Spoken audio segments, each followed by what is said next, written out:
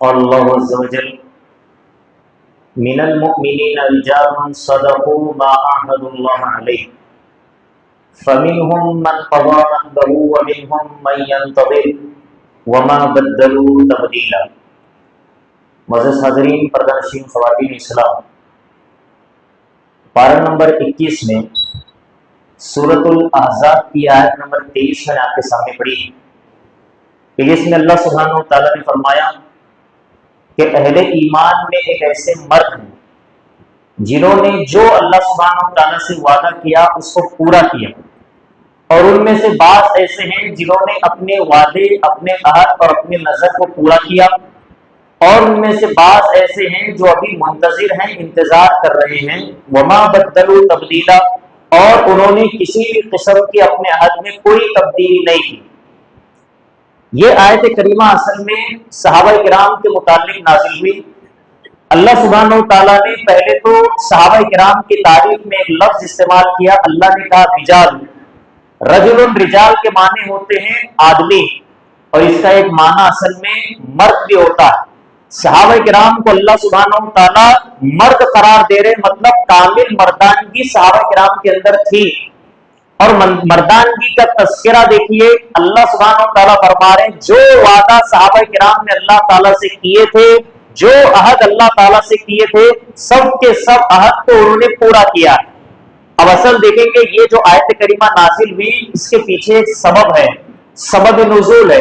سنن نسائی کی حدیث ہے کہ جس میں انس بن مالک رضی اللہ تعالیٰ فرماتے ہیں کہ میرے چچا انس بن النضر رضی اللہ تعالیٰ کہ جن کے نام پر میرا نام رکھا گیا تھا۔ انس بن مالک اپنے چچا کا نام بھی بتا رہے، انس بن النضر، تو دونوں کا نام انس تھا، تو چاچا کو دیکھ کر کے بھتیجے کا نام انس رکھا گیا تھا۔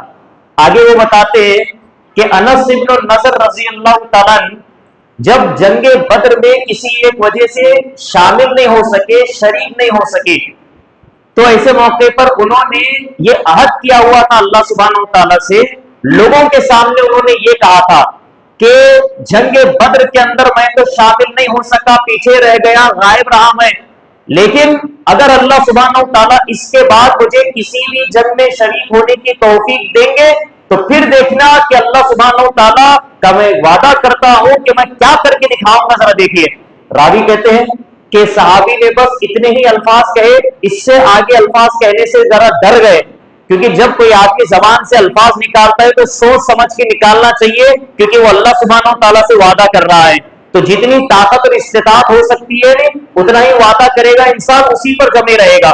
اب جیسی یہ بات ہوئی، اس کے بعد جنگ بدر کے بعد سب کو معلوم ہے کہ دوسری جنگ عظیم جنگ احد لڑی گئی۔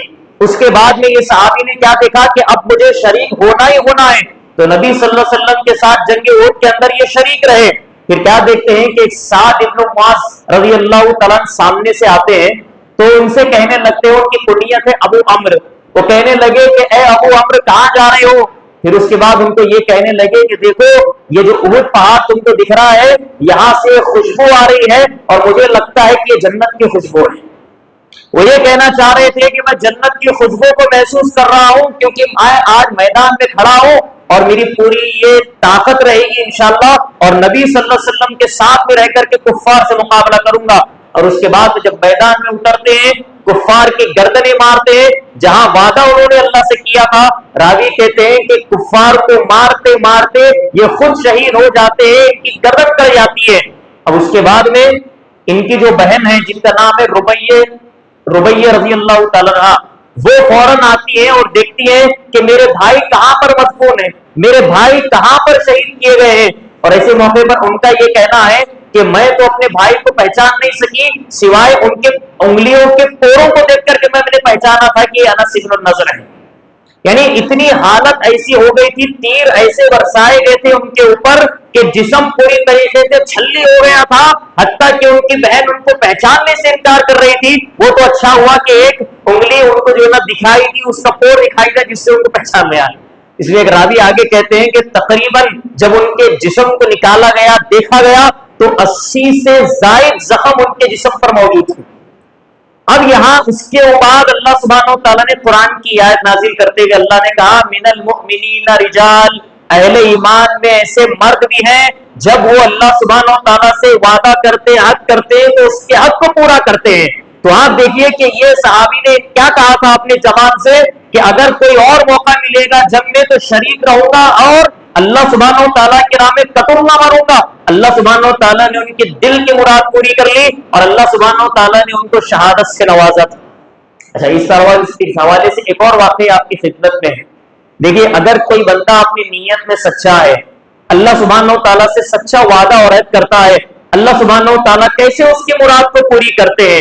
سنن نسائی کی یہ حدیث ہے کہ جس کے اندر نبی علیہ الصلوۃ والسلام کے پاس ایک شخص آتے ہیں، دیہاتی قسم کے آدمی ہیں، گاؤں میں رہنے والے آدمی ہیں، آ کر کے نبی علیہ الصلوۃ والسلام کے پہلے تو ہاتھوں پر اسلام قبول کر لیتے ہیں اور کہتے ہیں کہ اے نبی صلی اللہ علیہ وسلم، میں آپ کے ساتھ ہجرت کرنا چاہتا ہوں، یہ جگہ چھوڑنا چاہتا ہوں، آپ جہاں جائیں گے میں آپ کے پاس آنا چاہتا ہوں۔ تو نبی علیہ الصلوۃ والسلام نے صحابہ کرام سے کہا، وصیت کی، بلکہ کہا کہ دیکھو یہ ابھی اسلام لائے ہیں، ہمارے ساتھ ہجرت کرنا چاہتے ہیں، اے صحابہ میری یہ وصیت ہے کہ یہ صحابی کی تم اچھا خیال ان کا رکھو گے۔ تو ایسے موقع پر صحابہ کرام نے بھی کیا کیا کہ ان کی جو بکریاں ہوتی تھی وہ بکریاں اس دیہاتی یعنی نئے مہاجر انسان کو دے دیا۔ اب اس کے بعد میں یہ بیچارے ان کے بکریوں کو چرانے کا کام کرتے تھے۔ اب اچانک سے کیا ہوا کہ نبی علیہ الصلوۃ والسلام نے صحابہ کے ساتھ میں کفار کے ساتھ ایک جنگ لڑی، یہ بیچارے پیچھے تھے، ان کو نہیں بلایا گیا۔ نبی علیہ الصلوۃ والسلام میدان میں اترے اور کفار کی گردنیں مار دیے صحابہ نے۔ اس کے بعد یہ صحابہ کرام نے جنگ جیت لی، ان کو کامیابی ملی۔ اور معلوم ہے کہ جیسی جنگ جیتتے ہیں مسلمان تو مال غنیمت ہاتھ لگتا ہے۔ تو مال غنیمت جب ہاتھ لگا تو نبی علیہ الصلوۃ والسلام نے سب کے جتنے بھی مال غنیمت میں حصے ہوتے سب تقسیم کر دیے۔ اس کے بعد میں صحابہ سے یہ کہا کہ دیکھو یہ جو مال میں دے رہا ہوں وہ دیہاتی انسان جو مسلمان ہوئے نہیں ان تک جا کر کے پہنچا دو۔ صحابہ کرام نے وہ مال غنیمت لیا اور ان کے پاس آئے اور کہا کہ نبی صلی اللہ علیہ وسلم نے تم کو بطور غنیمت یہ مال دیا ہے، قبول کر لو۔ تو ایسے موقع پر وہ صحابی کہنے لگے، وہ شخص کہنے لگے، کہا کہ ذرا وہ مال کہاں ہے ذرا بتائیے اور میرے ساتھ نبی صلی اللہ علیہ وسلم کے پاس چلیے۔ تو پیارے نبی صلی اللہ علیہ وسلم کے پاس جاتے ہیں یہ مال غنیمت لے کر کے اور جا کر پوچھتے ہیں نبی صلی اللہ علیہ وسلم سے، ما ھذا، یہ کیا چیز ہے؟ کہا کہ کچھ نہیں ہے، مال غنیمت ملا، تمہارا بھی حصہ ہے، تم کو دے دیا گیا۔ تو انہوں نے ایک جملہ یہ کہا نبی صلی اللہ علیہ وسلم سے، اے نبی صلی اللہ علیہ وسلم، میں جو اسلام قبول کیا تھا مال غنیمت حاصل کرنے کے لیے اسلام قبول نہیں کیا تھا، میں جو آپ کے ساتھ ہجرت کیا ہوں مال بٹورنے کے لیے ہجرت نہیں کیا تھا، بس میری تو نیت یہ تھی کہ آپ کے ساتھ جنگ میں شریک ہو سکوں۔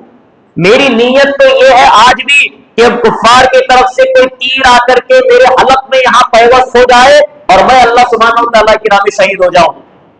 تو نبی علیہ الصلوۃ والسلام نے اس موقع پر صحابہ سے کہا تھا، ان یصدق اللہ یا ان تصدق اللہ یصدق، دل میں کہا نبی صلی اللہ علیہ وسلم نے کہ اگر تو اپنی بات میں سچا ہے اللہ سبحانہ و تعالیٰ تیرے سچائی کو لوگوں کے سامنے لائے گا۔ اور اس کے فوراً بعد میں دوبارہ ایک جنگ ہوتی ہے، وہ صحابی کو موقع دیا جاتا ہے، کہا کہ ٹھیک ہے اترو میدان میں۔ وہ میدان میں اترتے ہیں، کفار کی گردنیں مارتے ہیں اور مارتے مارتے یہ بیچارے بھی شہید ہو جاتے ہیں۔ تو نبی صلی اللہ علیہ وسلم کو اطلاع ملتی ہے، بھاگے دوڑے جاتے ہیں اور جا کر کے کیا دیکھتے ہیں کہ ایک آدمی وہاں مقتول پڑا ہوا ہے۔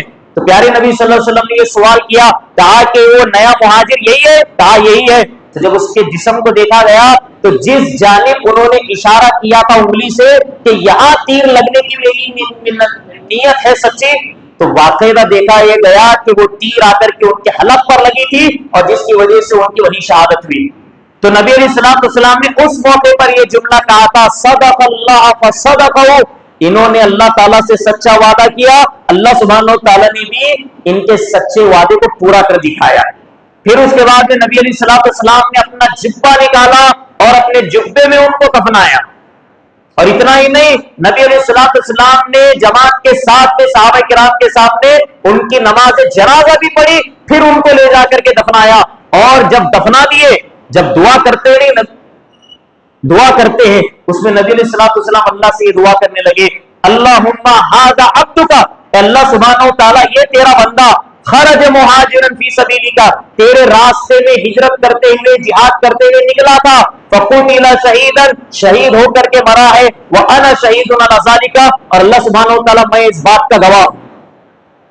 تو آپ یہ واقعہ سنے ہیں کہ جس کے اندر بتایا گیا کہ ایک شخص نے نبی صلی اللہ علیہ وسلم سے یہ کہا تھا کہ میرے گردن پر آ کر کے تیر لگے، میری یہ نیت ہے، یہ میری خواہش ہے۔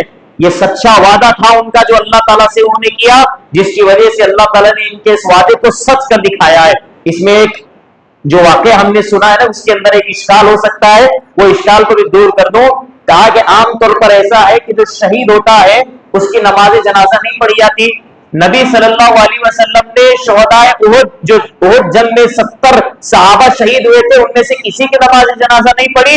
آپ نے فوراً انہی کے کپڑے میں ان کو لے جا کر کے قبر کے اندر دفنا دیا تھا۔ لیکن یا نبی صلی اللہ علیہ وسلم یہ صحابی کی نماز جنازہ پڑھ رہے ہیں، پڑھا رہے ہیں؟ اس کا جواب یہ دیا علماء نے، کہا کہ یہ دونوں طریقے سے ثابت ہے۔ یعنی اگر کوئی کسی جنازے میں شریک ہوتے ہیں، شہید کی نماز جنازہ پڑھی جا رہی ہے، تب بھی وہ درست ہے، حدیث سے ثابت ہے۔ اگر کوئی جنازے کی نماز نہیں پڑھتا ہے شہید کی، تب بھی درست ہے، نبی صلی اللہ علیہ وسلم نے وہ بھی نہیں پڑھی ہے۔ تو چاہے نماز پڑھے درست ہے، چاہے نماز نہ پڑھے، تب بھی وہ حدیث کی روشنی میں سبحان اللہ صحیح ہے۔ اب اس آیت پہ واپس آتے ہیں کہ اللہ سبحانہ و تعالیٰ کہہ رہے ہیں ان میں سے بعض ایسے ہیں جو اپنے نظر کو، وعدے کو، عہد کو پورا کرتے ہیں۔ سوال یہ ہے کیا اس آیت کریمہ کے اندر جس عہد کے بارے میں کہا جا رہا ہے وہ عہد کون سا ہے؟ ظاہر سی بات ہے نبی صلی اللہ علیہ وسلم کا ساتھ دینا۔ نبی علیہ السلام کے ہاتھ میں آ کر صحابہ بیعت کرتے تھے، کس بات پر؟ موت پر بیعت کرتے تھے، مطلب ہم جہاد میں رہیں گے اور اس وقت تک نہیں جائیں گے جب تک کہ اللہ ہمیں شہادت نہیں دیتا، یا کہ تو مال غنیمت نہیں دیتا۔ تو یہ ایسے صحابہ تھے جو نبی صلی اللہ علیہ وسلم کے پاس آ کر سچا وعدہ کرتے تھے۔ تو آپ اندازہ لگائیے اس میں، اب اس میں یہ معاہدے سے مراد اور بھی کئی وعدے ہیں، معاہدے ہیں جو اللہ سبحانہ و تعالیٰ نے بھی بندوں سے لیے تھے۔ سب سے پہلا عہد تو ہم کہیں گے جس کو عہد الست کہا گیا۔ یہ عہد الست یعنی اللہ سبحانہ و تعالیٰ نے ان سبھی کچھ پیدا نہیں کیا تھا، اس سے پہلے اللہ تعالیٰ نے اپنے سامنے جب ایک تو آدم علیہ السلام کو پیدا کیا، آدم علیہ السلام کی پشت سے ساری ذریت کو اللہ تعالیٰ نے سامنے لا کھڑا کیا۔ اس کے اندر ہم بھی تھے، آپ بھی تھے، سب بھی تھے۔ اس کے بعد جب اللہ سبحانہ و تعالیٰ کے سامنے سارے لوگ تھے جو قیامت کی صبح تک پیدا ہونے والے ہیں، اللہ سبحانہ و تعالیٰ نے ایک اقرار لیا ان سے، ایک عہد کیا ان سے۔ اللہ تعالیٰ نے یہ سوال کیا ذرا یہ بتاؤ الست بربکم، کیا میں تمہارا رب نہیں ہوں؟ تو جتنے بھی وہاں تھے سب کے سب ایک آواز ہو کر کے انہوں نے کہا قولوا بلا شہدنا، سب نے کہا کیوں نہیں؟ اللہ سبحانہ و تعالیٰ ہم اس بات کی گواہی دیتے ہیں کہ آپ ہمارے رب ہیں، آپ ہمارے الہ ہیں، آپ کے علاوہ کوئی عبادت کے لائق نہیں ہے۔ یہ سب کے سب لوگ وہاں کہہ کر آئے ہیں۔ اب اللہ سبحانہ و تعالیٰ نے بھی کہا لوگوں جب دنیا میں تم کو پیدا کر کے بھیجوں گا تو وہاں جانے کے بعد یہ نہیں کہنا، واپس جب میرے پاس میدان حشر میں آؤ گے تو یہ نہیں کہنا کہ اللہ سبحانہ و تعالیٰ یہ عہد ہم کو یاد نہیں رہا، یہ وعدہ ہم کو یاد نہیں رہا، ہم بھول گئے، یہاں آ کر کے دوبارہ مت کہنا۔ اب آپ دیکھیے اللہ تعالیٰ عہد لے رہے ہیں لوگوں سے۔ اب دنیا کے اندر کتنے لوگ ایسے ہیں جو اس عہد پہ قائم ہیں، اس وعدے پر قائم ہیں؟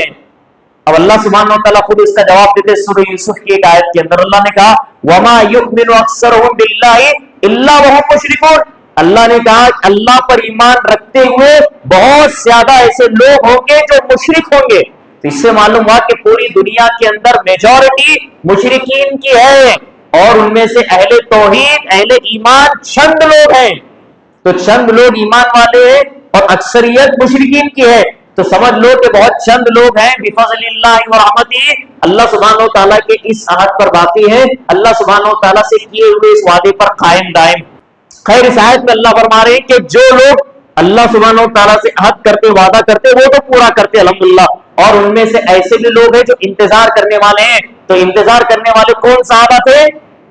تو جیسے کہ ایک مثال ابھی بتائی نے سورہ نسائی کی حدیث کے اندر، انس بن نضر رضی اللہ تعالیٰ جیسے صحابہ جو انتظار کر رہے تھے کہ جب موقع مل جائے گا تو واپس سے اللہ سبحانہ و تعالیٰ کے لیے انشاءاللہ کٹیں گے، مریں گے اور شہید ہو جائیں گے۔ تو لہٰذا یہ صحابہ کی تعریف اور عام مخلص صحابہ کی تعریف میں اللہ تعالیٰ نے بہرحال یہ آیت کریمہ نازل فرمائی ہے۔ دعا کرتے ہیں اللہ تعالیٰ سے کہ اللہ تعالیٰ جو بھی عہد وعدہ ہم اللہ سبحانہ و تعالیٰ سے کیے ہیں یا کریں گے، اللہ سبحانہ و تعالیٰ اپنے اس عہد کو پورا کرنے کی ہم سب کو توفیق نصیب فرمائے، اور اللہ سبحانہ و تعالیٰ جب تک ہم باحیات ہیں توحید کی حالت میں اللہ سبحانہ و تعالیٰ ہمیں زندہ رکھے، جب ہماری وفات ہو تو حالت توحید میں اللہ سبحانہ و تعالیٰ ہماری روح قبض فرمائے، اور ہر قسم کے شرک اور خرافات اور بدعات سے ہم سب کو امت مسلمہ کو بچنے بچانے کی توفیق نصیب فرمائے، آمین۔ وصلی اللہ علیہ محمد وعلی آلہ وصحبہ۔ السلام علیکم ورحمۃ اللہ وبرکاتہ۔